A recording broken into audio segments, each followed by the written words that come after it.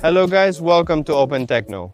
Today we have on the channel the Potensic Atom, a drone of less than 250 grams that is going to be the perfect companion for all spring and summer getaways. A drone that will allow us to record spectacular videos for social networks with very little effort. And also, it weighs less than 250 grams, which allows anyone to pilot it in many areas. This is a perfect competitor against the DJI drones that are so well known. However, this one is going to offer us almost the same, for much less than half the price. So let's get to know this Potensic Atom 2 in depth.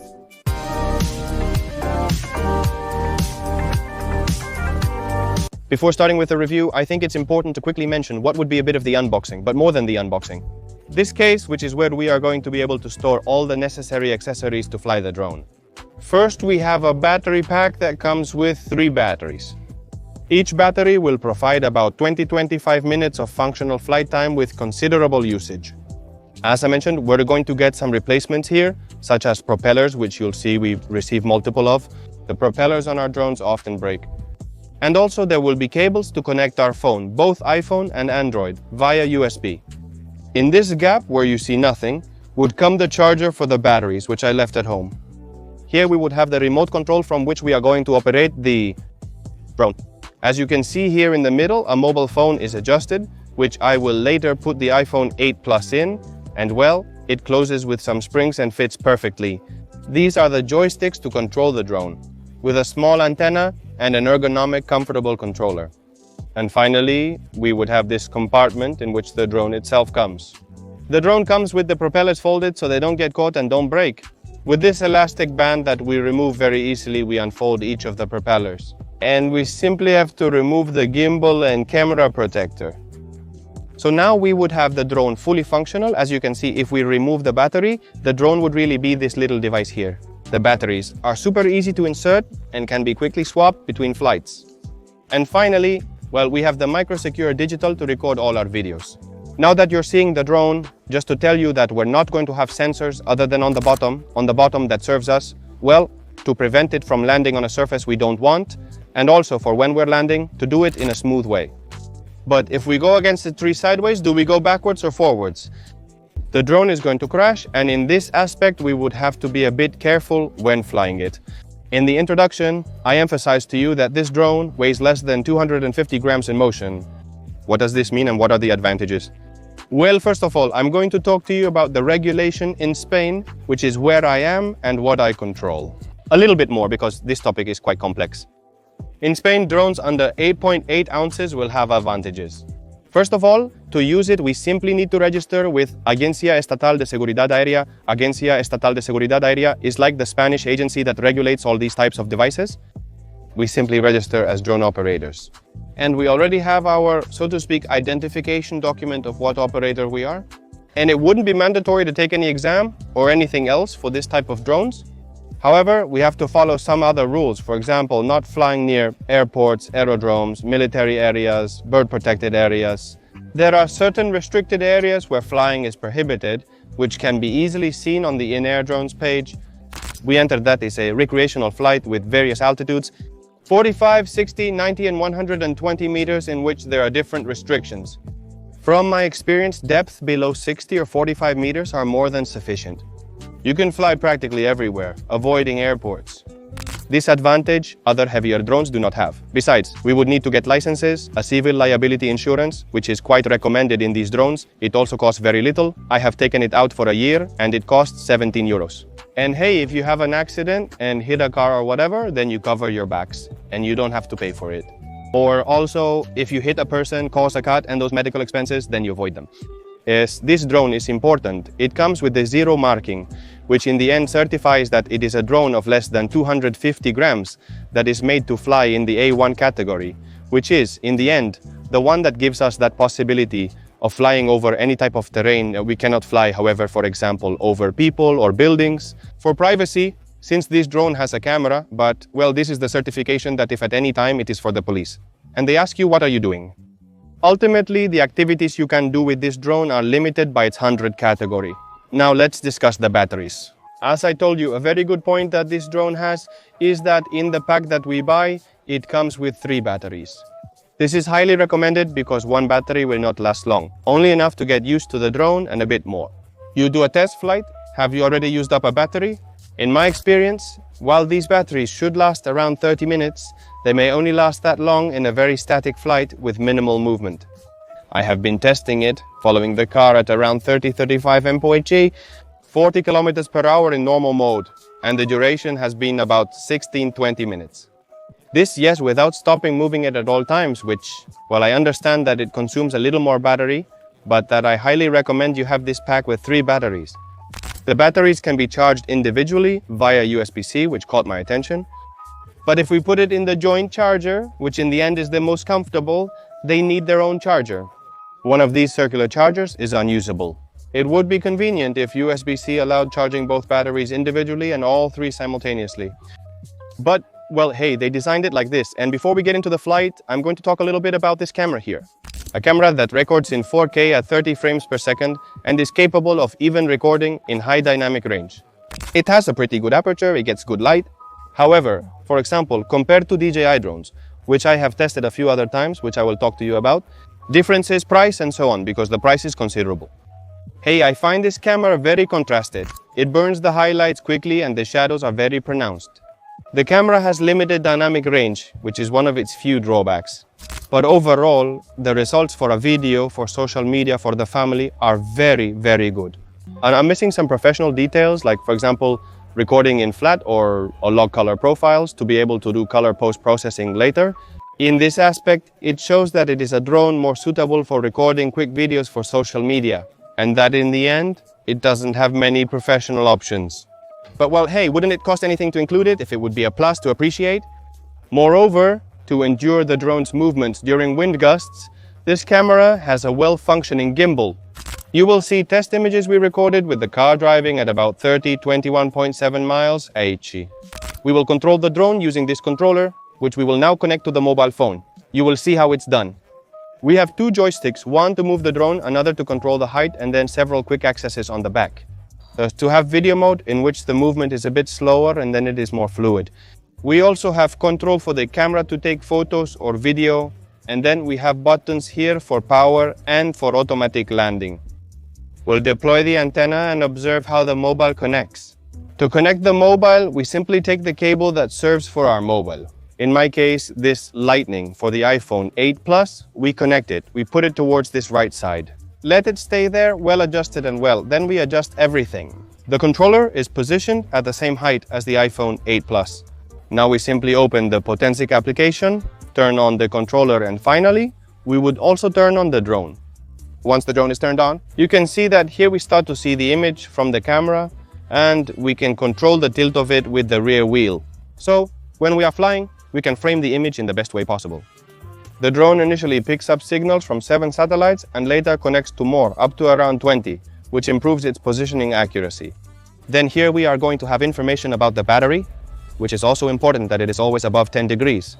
And then we have, well, some menu to configure. What should be the drone's return height, maximum flying altitude, and maximum flying distance from the takeoff site? Well, in the end, this is somewhat defined also by all the restrictions. And if we want to fly, we simply keep both joysticks inward, we raise the left one. And as you can see, the drone is already super stable. If we don't touch any of the joysticks, it keeps flying in a stable manner. To show you some basic controls, if we want to turn the camera, it's with the left joystick. We should do it slowly to see how it moves. To the left, it does the same. This joystick is also used to go up or lower the drone. To move the drone horizontally, use the right joystick. Pushing it forward starts the drone's movement. Now, let your imagination soar as you hit record and start capturing your favorite shots.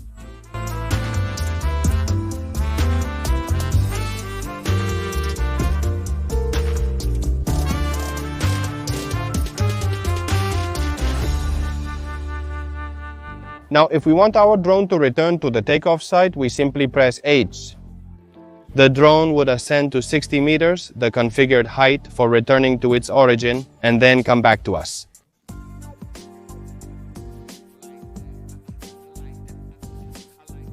As you can see, it lands on its own without being touched. This drone enables us to record by simply pressing the red button, opening up new possibilities. We start making our movements and the drone keeps recording all the time. And we would have the shots that we keep making. This already depends on how skilled we are. After that, for example, we want to take a picture, we go to the modes, we select the one to take a picture, and we shoot as if it were a normal camera. We also have other modes, such as taking 180-degree vertical panoramas. Let's try a wide view and see what it does. He appears to be repositioning the camera to capture a photo from different angles, ultimately taking a shot that includes a wide field of view. As you can see, well, if before the field of view was this, well, now we have a wide photo that you're seeing in low resolution now, but I'll display it later in full resolution. Because this is a preview that the drone itself gives us, and precisely about this I wanted to talk to you. How is the drone's preview? The truth is, I thought it was very good. For example, when we want to turn left, it turns quite fast. I have been able to follow the car in real time just looking at the drone's screen, so the video broadcast works quite well in real time. And then, for example, we activate sport mode and we can get very far away from the point of origin. Let's give it some time to see how far we can get. You see up here that we have coverage while we are flying it and moving it away a bit. You're going to see here as well that we have access to the map, which shows us where the drone is and where we are. I'll ascend slightly to avoid the trees. But well, you're already seeing that the preview, even being 600 meters away, is quite good. Now we are 700 away, 60 meters high. Even now we are a kilometer away, 85 meters high. As you can see, the broadcast is still perfect and we only lack one little line out of 3 in the broadcast. So well, while we are going to pick it up and we are going to test it with the car, I automatically tell it to return to the point of origin. Here you can see that at all times it indicates to us, based on what we are doing, the remaining flight time. With the battery percentage, that is now with 53% or 52%, we would have about 13 minutes of flight time. However, if we let the drone stay stable, you will see that this time remains or even increases because the battery consumption would be less. The automatic tracking of this drone is possibly one of its most important features. It includes. After all, if we take a drone for the first time, it's going to be hard to move it, make smooth movements, and having the drone follow us automatically seems to me one of the most useful things. Now it has some limitations compared, for example, to other ranges, like a DJI from the Mini 4 Pro. I think it's because I've tried it before, that in this aspect, it offers you fewer limitations when using it. What do I mean? Well, you're going to see. Now, for example, I select myself on the screen, okay? Are you seeing it now? It recognized me perfectly, and we have 3 tracking methods. Spotlight, what it's going to do is keep us in the center of the screen, and we, for example, can move the drone, and you will see that at all times it keeps us in the center of the screen. It performs exceptionally well. I'll try to avoid running over or hitting the drone. Well, here we could make our movements and it will keep us in the center of the screen. Now, where do the limitations come in? When, for example, we want it to follow us. Because now if we want it to follow us, I won't be able to do it at the height of my head. But it will need the camera to be at a 25-degree angle. So I will have to raise the drone quite a bit, lower the camera towards those. For example, less than 30, as you see there. I select again, I give it to follow and I give it to go. Now it would start following me. And you're going to see that I cross the road and the drone comes with me.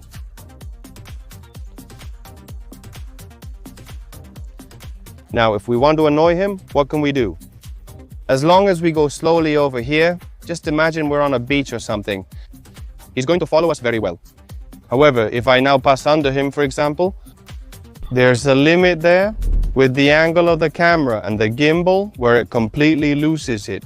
The tracking that it was doing for us, so I do have some complaints that, for example, the tracking could make more decisions autonomously.